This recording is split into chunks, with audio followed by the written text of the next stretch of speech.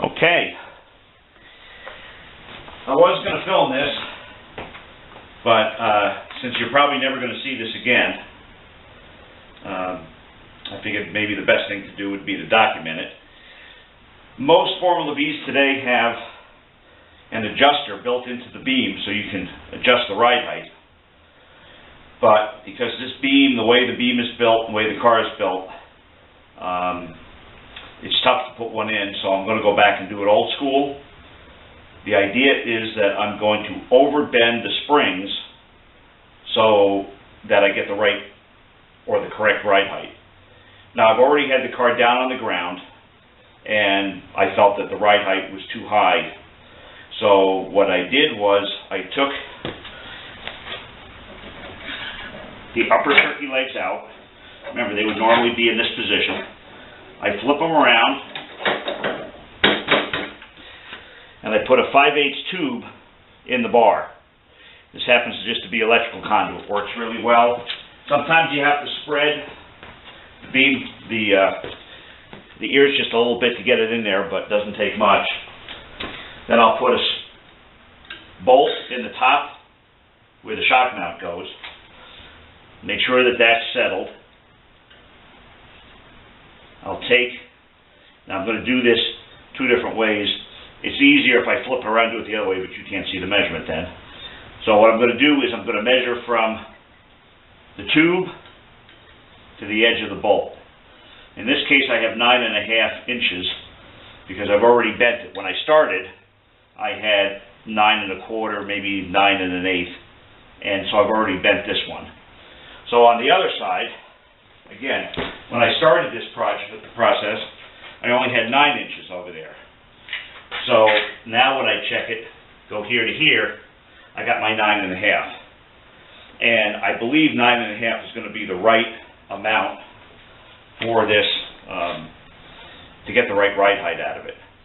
Now, to bend it, I'm not going to bend it, but I'm going to show you the process that I use. First thing I do, of course, is take that out, take the upper turkey leg out, put it aside. Now I go get a turkey leg, an old one, with the shock mount. Now, of course, if you do this on the bottom, it's a little bit different. And the idea is to get that in.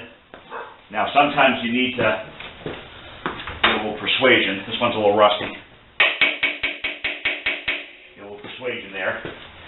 Now comes the fun part. And I hope I don't block anybody out on this. So basically you take your way big bar, put it in here, and just over torque the arm. Like I said, I don't want to do this anymore because it's already done, but when I'm bending it, I'm coming all the way down basically to the ground, okay? And then letting it up, and then what I'm doing is I'm seeing how much I moved the arm from where it was originally.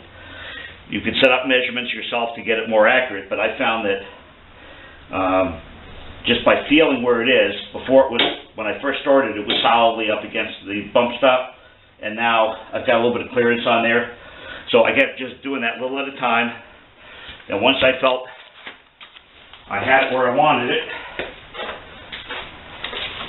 I'd come back over here,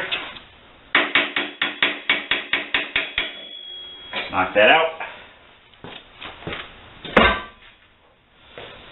put the original one back in, again reversed.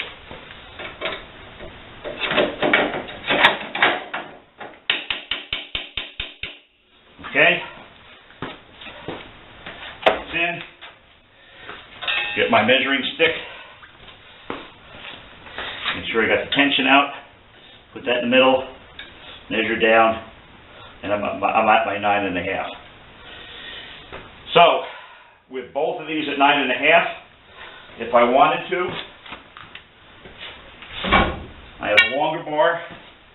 I can theoretically go between the two, put this right through, measure them both, make sure they're even, but I'm pretty confident the way these bars are in there that it's going to be accurate enough for what I need.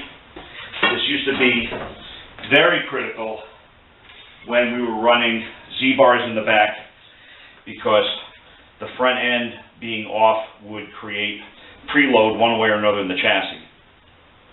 Now that we're running zero rolls, if one side off is a little bit more than the other, it's not going to make any difference because the back is just going to roll to adjust it. So, this is Chris V. Hopefully you can see me. And that's the old school way of setting the right height in a Formula Vee. Thanks.